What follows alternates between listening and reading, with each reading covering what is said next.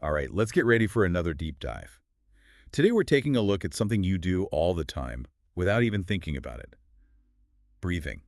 Yeah, it's something we kind of take for granted, huh? Absolutely. But today we're going to explore the actual mechanics of breathing. The how, not just the what. Exactly.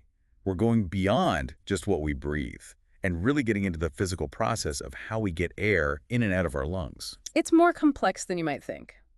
And did you know we even have dedicated muscles just for breathing? Oh yeah, some real MVPs we don't even realize are working so hard. Well, for this deep dive, we're using a section from a biology textbook all about the mechanics of breathing. So are you ready to get into it? Absolutely. Let's dive in. Perfect. So first things first, can you actually explain what breathing really is? Good question. You know, we often use the words breathing and respiration interchangeably, but they're actually two distinct processes. Oh, really? So what's the difference then? So respiration is all about the exchange of gases, oxygen in, carbon dioxide out, at the cellular level.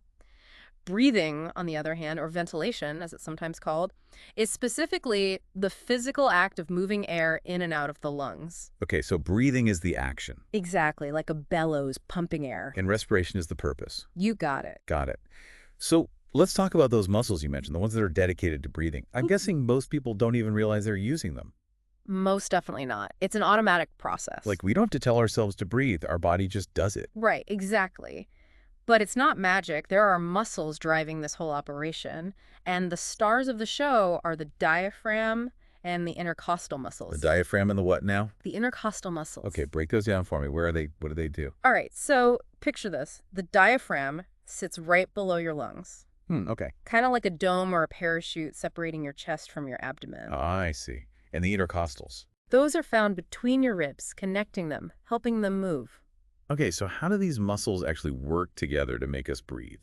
Well, they work as a team, basically, contracting and relaxing to change the volume of your chest cavity. Chest cavity, you mean like where my heart and lungs are? Exactly. That whole space is also called the thoracic cavity. Thoracic cavity, got it. So how does changing the volume make us breathe? Okay, imagine your chest is like a balloon. Okay, I like where this is going. When you inhale, your diaphragm contracts, it flattens out and pulls downward, and at the same time, the external intercostal muscles pull your rib cage up and out. So like you're inflating the balloon, the volume increases, Yes, and when the volume of your chest cavity increases, the pressure inside drops. like a vacuum. Kinda. And that causes air to rush in from the outside to equalize the pressure. And that's how we inhale. That's it. Then, when you exhale, the diaphragm relaxes, goes back to its dome shape. So it's like deflating the balloon. Exactly. And your intercostal muscles relax too. Your rib cage moves down and in.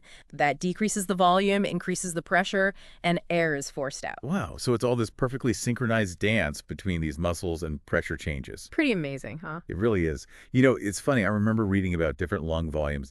Like, there's more to it than just a normal breath. Oh, absolutely. It's not just in and out. You can take a normal breath, a deep breath. You can try to force out every last bit of air. These are all different lung volumes. Your different settings on a fan.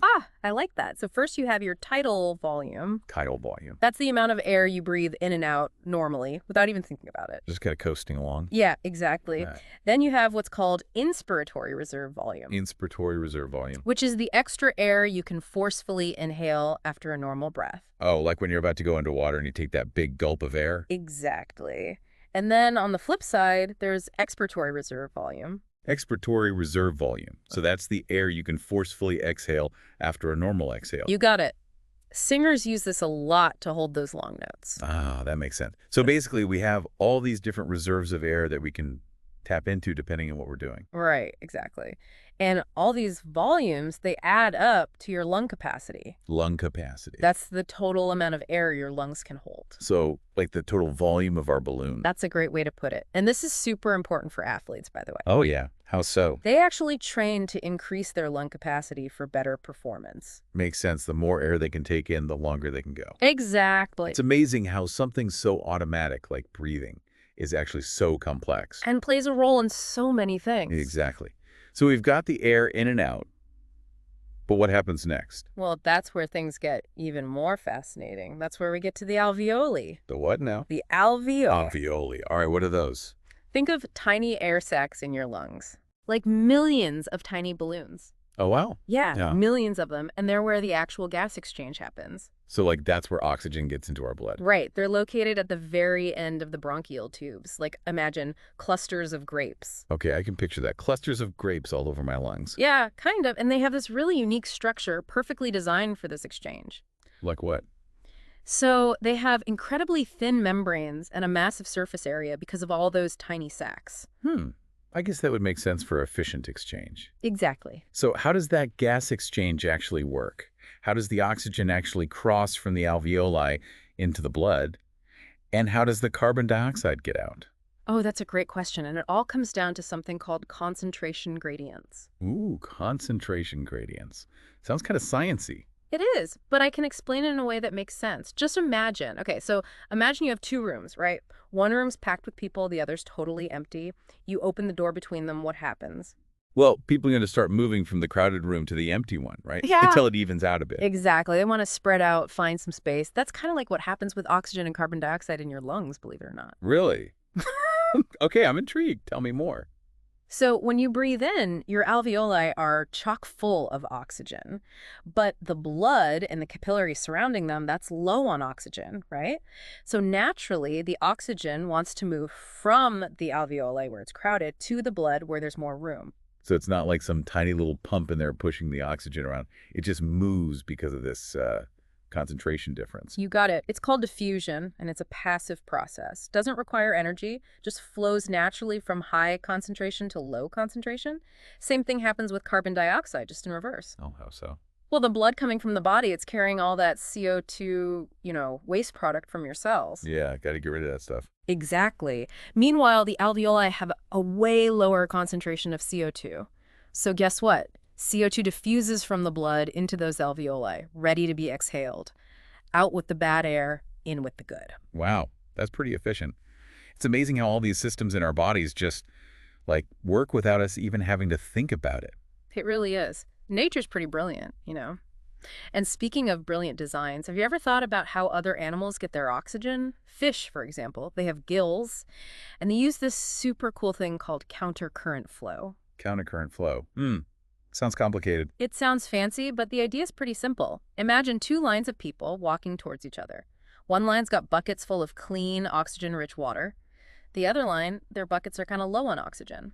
As they pass each other, they pour a little water from their bucket into the other person's bucket. Okay, I think I'm getting the visual. But how does this help a fish breathe? Well, the fish's blood, low in oxygen, it flows through the gills in one direction. The water, full of oxygen, flows over the gills in the opposite direction. So as that blood moves along, it's constantly encountering water with more and more oxygen available. So even as the blood is picking up oxygen, it's always next to water that has even more to give. It never reaches equilibrium. You got it. Creates this continuous concentration gradient, so oxygen keeps diffusing into the blood throughout the entire gill. It's incredibly efficient. Wow, that's amazing. Like, it's a constant oxygen refill. Makes our lungs seem a bit basic in comparison. Well, each to their own, right? Every species has its own way of doing things. But speaking of efficient breathing, we can't forget about birds. They have a completely different system altogether, even more efficient than this countercurrent flow. Oh, yeah. Birds. They can fly for hours, even days sometimes, without stopping. How do their lungs keep up with all that? It's all thanks to their air sacs. Imagine extra pockets connected to their lungs, constantly pushing fresh air through. Think of them like bellows. So it's not like our in and out breathing. They have the continuous one-way flow of air through their lungs. Exactly. There's always fresh, oxygen-rich air flowing through, even when they exhale. It's a system built for endurance. Wow, it's incredible how different animals have adapted to breathing in their own unique environments. Ah. Makes you realize our human respiratory system, while cool, it has its limitations. It's true. Each system has its pros and cons. But even with those limitations, understanding how our own breathing works is pretty important, especially in medicine, you know? Oh, yeah. In what ways? What are some of the real-world implications of knowing about this stuff, this breathing mechanics? Well, for one thing, think about ventilators. Ventilators. Those machines that help people breathe when they can't on their own? Yeah. Those are designed based on our understanding of lung volumes, pressure changes, all that jazz. So we take what we know about how the system should work and use that to build machines that support it when it's not working right. Exactly. And it's not just ventilators. Understanding breathing mechanics is also crucial for, diagnosing and treating respiratory disorders like asthma, emphysema, all sorts of things. Wow, you're right. It all makes sense now. This deep dive has been so eye-opening. I'm seeing breathing in a whole new light. It's way more complex than I ever imagined. I'm glad to hear that. It's all about appreciating the incredible things happening inside our bodies, right? Absolutely. And speaking of appreciation, maybe we can bring it back to the listener for a minute. What do you think?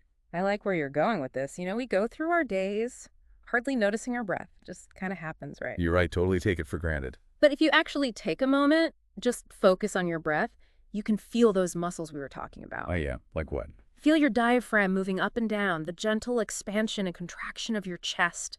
You can even play around with different lung volumes. Take a deep, cleansing breath. Hold it for a few seconds. That's a good idea. It's like a mini meditation almost, bringing awareness to this vital process that's happening all the time. Exactly. And you might notice some patterns in your breathing you weren't aware of before. Like what kinds of patterns? Well, maybe you take shallow breaths when you're stressed, or you find that deep, slow breaths help you relax. Oh, yeah. I can see that. It's a reminder that we have this powerful tool within us to regulate our bodies and our minds. This has been such a fascinating journey. But before we wrap up entirely, is there anything else you'd like to leave our listeners with? Something to ponder, maybe? Well, we've talked about how breathing works in humans and all. You've even touched on some other animals. But have you ever thought about how our own, like human breathing, how the limitations of it might have actually shaped, how we evolved, or even our behavior? Ooh, that's a really interesting thought. I don't think I've ever considered that before. Yeah, it's kind of wild. Like, we know humans can't hold their breath for very long, right? Yeah. Especially compared to, like, dolphins or whales. Yeah, that's true. Makes sense. They live in the water. Right. But think about it. That limitation, our need to breathe, it could have influenced us big time as land dwellers. Okay, I'm listening. How so? Well, think about early humans, right? Trying to hunt, maybe underwater, or explore deep caves. Their ability to hold their breath, that was a major factor. I see what you're saying, like a make or break situation. Exactly. And it's not just survival stuff. Think about communication.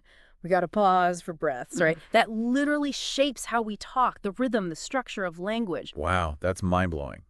So something as basic as breathing, it's had this huge impact on, well, everything. It's pretty incredible when you think about it. Even the simplest things, those biological processes, they play a role in, who we are, how we interact with the world. It's all connected. This whole deep dive has been amazing. We started with like what muscles we use, then tiny air sacs, and now we're talking about the evolution of humanity.